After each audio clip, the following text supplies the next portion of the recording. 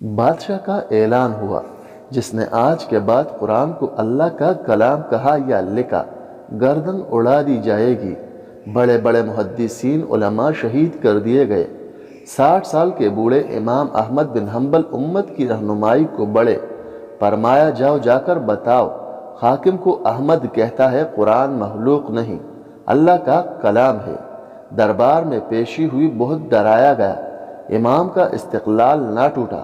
مامون الرشید مر گیا، اس کا بھائی معتصم حاکم بنا۔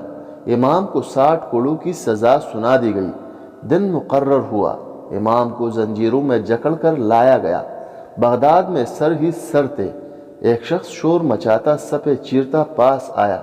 احمد احمد مجھے جانتے ہو؟ فرمایا نہیں، میں ابو الحسین ہوں، بغداد کا سب سے بڑا چور۔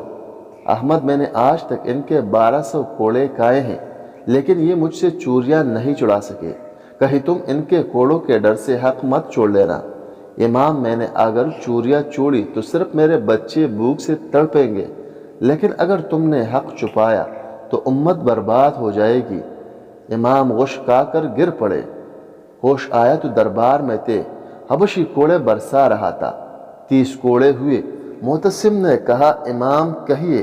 آپ نے فرمایا میں مر سکتا ہوں، لیکن محمد صلی اللہ علیہ وآلہ وسلم کے دین میں رتی برابر تبدیلی برداشت نہیں کر سکتا۔ پھر سے کوڑے برسنے لگے۔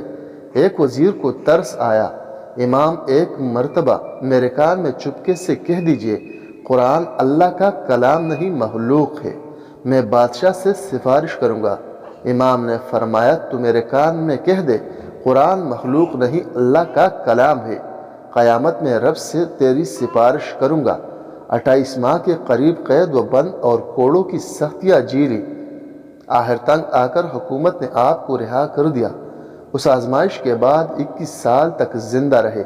یہ بس ایک واقعہ ہے، ہماری تاریخ بری پڑی ہے ایسے لوگوں سے جنہوں نے سر کٹوانا بہتر سمجھا، بجائے اس کے کہ باطل کے سامنے سرنگوں ہو جائے۔